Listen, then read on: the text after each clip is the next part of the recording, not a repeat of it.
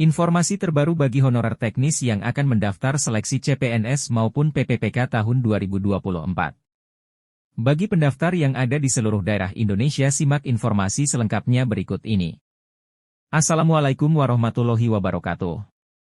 Terdapat informasi terbaru hari ini mengenai seleksi CPNS dan PPPK tahun 2024. Kabar hari ini yaitu pemerintah Kabupaten, Pemkab, Bantul akan membuka lowongan calon pegawai sipil negara, CPNS, dan pegawai pemerintah dengan perjanjian kerja, PPPK, pada 2024 sejumlah 800 orang. Bupati Bantul, Abdul Halim Muslih mengungkapkan jumlah tersebut terdiri atas 114 orang CPNS dengan rincian 10 tenaga kesehatan dan 104 tenaga teknis, lalu 686 orang PPPK dengan rincian 224 tenaga guru, 150 tenaga kesehatan, dan 312 tenaga teknis. Kalau dilihat secara total, memang jumlah tenaga teknis yang dibutuhkan banyak, karena OPD yang mengampuni teknis itu lebih banyak. Kalau guru kan hanya di Dinas Pendidikan dan Kesehatan, ya hanya di Dinas Kesehatan saja, jelas Halim kepada awak media di kantor dinasnya pada Selasa 2 April 2024. Lanjutnya, masing-masing pengampu di tenaga pendidikan dan kesehatan memiliki kualifikasi atau latar belakang pendidikan tersendiri.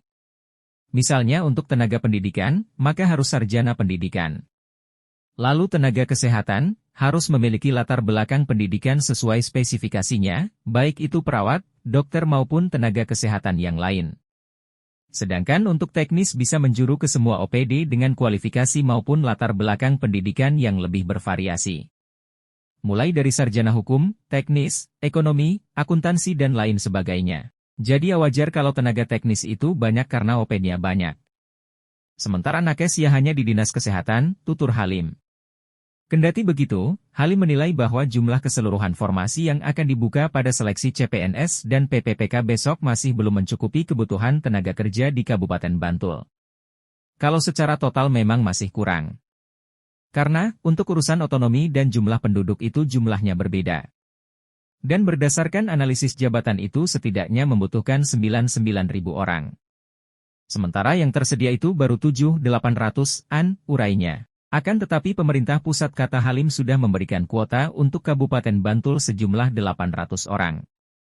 Maka jumlah tersebut diharapkan bisa memenuhi urusan otonomi di lingkup pemerintah Kabupaten Bantul. Kuota SN berupa CPNS ataupun PPPK itu kan memang dirancang terus menurun.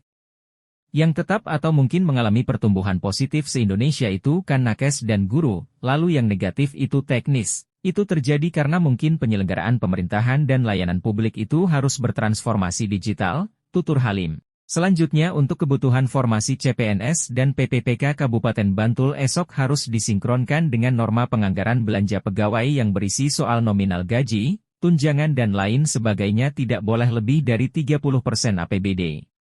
Itu juga sudah kami pertimbangkan untuk proyeksi 2024, 2025, 2026 dan APBD 2027 harus dipastikan belanja pegawai tidak boleh lebih dari 30% APBD.